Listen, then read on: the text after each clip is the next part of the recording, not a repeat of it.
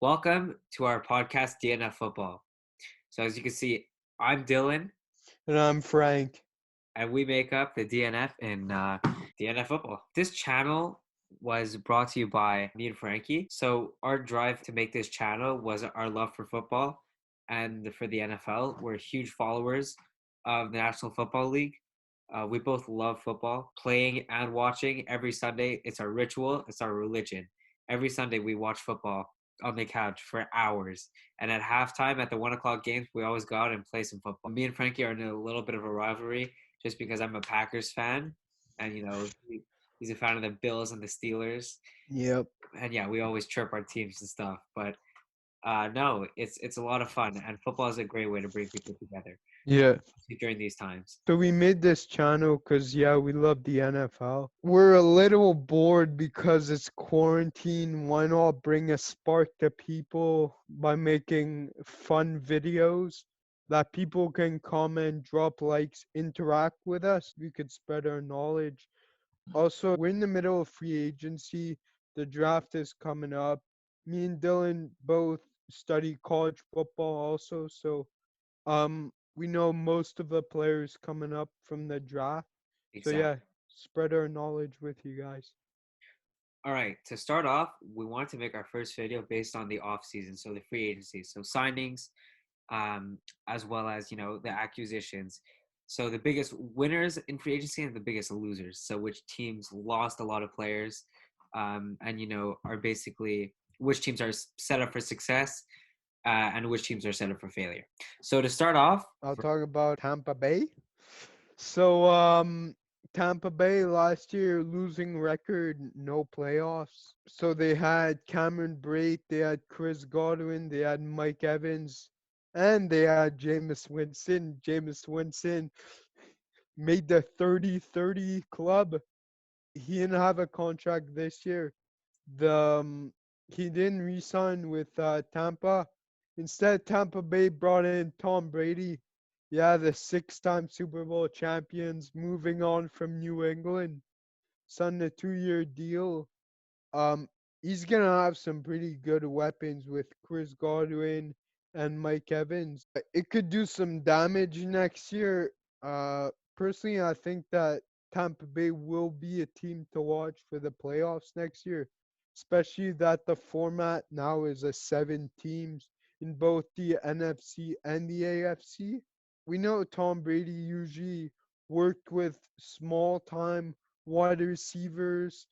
Yeah, he had the Randy Moss and Julian Edelman, but Julian Edelman is, in my opinion, like not a superstar or really that skilled over average. It's Tom Brady brought out the best of him, and he really brings out a best of a wide receiver tight end.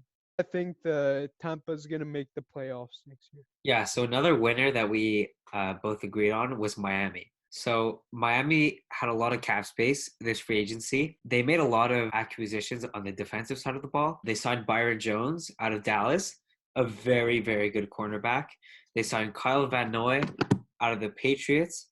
They also signed Jordan Howard on the offensive side of the ball, running back, address one of their bigger needs. They also got Shaq Lawson out of Buffalo, a former first-round pick who he had a good year last year. He had a very good year last year, but I think the first 3 seasons of his career weren't the best. So it's understandable that Buffalo would want to move on from him. I think Miami also addressed the secondary, which was huge. It's important to fill the void of Minka Fitzpatrick, very versatile defensive player. Got traded to the Steelers, but this is going to be big for Miami, especially in the draft. They really need to address quarterback, wide receiver as well. Devontae Parker's a very talented receiver, but they need help with him because he creates a lot of separation. He's a very good route runner, as well as his speed. But I think adding someone like Justin Jefferson, maybe, or even trading up for like a Henry Ruggs, a speedster, I think that'd be perfect. Um, you know, Mike Gesicki is a very good tight end as well, but I think a little more depth there would be necessary in order for them to have a turnaround. Yeah, they have 3 first-round picks, which is Exactly, really important. Yeah. they're a team that's set up for success. They really improved on the defensive side of the ball, which last year, in my opinion, it was lacking, but wasn't lacking as much as their offensive side, where their quarterback wasn't a stable one. You had their wide receivers with Devontae Parker, but it's not really a solid corpse. So moving on to our final winner, was Cleveland. People are gonna say, how can Cleveland get more stacked?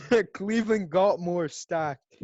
They got Jack Conklin on the offensive line, which really was a big need for Cleveland last year. A lot of pressure. Baker Mayfield did not have very much time to throw. They also got Austin Hooper. Austin Hooper comes off of two very good seasons out of Atlanta. They had Odell Beckham, Jarvis Landry. Now they're gonna have all the pieces. It's really all the chemistry gonna work for Cleveland. They haven't had a winning season in a long time. Sorry, Browns fan, but I'm a Steelers fan. So They also signed Case Keenum, yeah, providing depth. He could mentor Baker Mayfield. Both two very, very, very successful college quarterbacks. And Case Keenum has had a pretty solid NFL career. I know he spent a lot of it backing up players, but like in well, Minnesota, he brought Minnesota to the NFC Championship. championship game. Yeah. And Cleveland's offensive line has been their biggest need for a while now. That's a big factor in Baker Mayfield throwing a lot of picks because he does have a lot of talent. They're working on his mobility. They're trying to get him a little more slim and more athletic to be, making plays off the run, even though he could, to make sure that he can, if he gets pressured, even though he probably won't be as pressured because he got a Pro Bowl lineman in Jack Conklin. It's still huge, that addition, and it'll help Nick Chubb as well. He was blocking for Derrick Henry, one of the best running backs right now. Yep. And Austin Hooper, yes. Cleveland's tight end position has had, David Njoku had a lackluster season, injuries, and just, his performance just wasn't as great. He wasn't producing. So that's big for Cleveland. So moving on to our losers. So our first loser, you could probably guess Tennessee. Tennessee lost Jack Conklin, probably their best blocker for Derrick Henry. Taylor Lewan also. Yeah. Taylor Lewan is also very good. Yes, don't get me wrong. They also lost Jarrell Casey. They traded him. I actually have no idea what their general manager was doing, especially coming off a year where they had an incredible playoff run. They almost made it to the Super Bowl. They were able to contain Patrick Mahomes in the first half of the game. They collapsed towards the second half, but they were not totally out of it in the AFC Championship. Like they still had a bit of a chance to win the game. Yes, Ryan Tannehill deserved the money, but if they were super committed to winning, he would have taken less money so that they could sign. They could re-sign Jarrell Casey, and they shouldn't have let Jack Conklin go. That was huge. So yeah, Tennessee's a big loser. So yeah, the next team is the Carolina Panthers that have not been the biggest winners. Well, Carolina did get Teddy Bridgewater. They haven't had a starting quarterback in, I won't say quite a while, because Cam Newton did bring them to the Super Bowl. But yeah, he's been struggling with injuries. We know Kyle Allen, maybe not the best guy for the job. Yeah, they brought in Robbie Anderson, but it is pretty slim for Carolina. They lost a lot of people on the defensive side of the ball. They had huge losses. They lost Luke Kuechly. They lost Greg Olsen, two big cornerstones of their franchise. Their best defensive player on that side of the ball. On that side of the ball, they just lost their best player to retirement. Yeah. Carolina Panthers players, and they just cut Cam Newton too. I know he did have a lackluster season the past few seasons since his breakout year. He didn't live up to the hype, but I don't think that they should have moved on from him. I think he was proving to the doubters, that he was ready to work. So I don't exactly agree with how they handled that situation, but yeah, Teddy Bridgewater is a proven winner. I think with Robbie Anderson and Curtis Samuel, I think that they'll do fine. But they did give up Try Turner and they got Russell Okung, who not the best lineman. So the final loser is obviously the New England Patriots. I mean, they did lose Tom Brady, the GOAT. It's big deal. But they lost so many other players too. Maybe it's the signal of an end of a dynasty. We don't know. The Patriots They lost Kyle Van Noy, they lost Jamie Collins, and several other players too. A lot of Patriots players have been going to Miami and Detroit. That's like a new trend. Yeah, everyone's been saying it's the end of the dynasty when every year players from the Patriots leave, but Bill Belichick and Tom Brady, yeah, we know he's not going to be there next year. He was really the piece, but even if the Patriots were losing players, they still had Belichick, the brain, and Tom Brady, the player to bring everyone all together and to work very hard and to achieve the perfection. 6 Super Bowls. It's Yeah, it's crazy. They had a crazy connection, but I wouldn't count the Patriots out. I think Bill Belichick always has a plan. But we wanted to declare the ultimate winner and the ultimate loser to two teams that were making a lot of trades. One team gained a lot of talent, not only by trading, but they also signed a player who maybe they didn't need, but they still got him, which was huge. He had a holdout.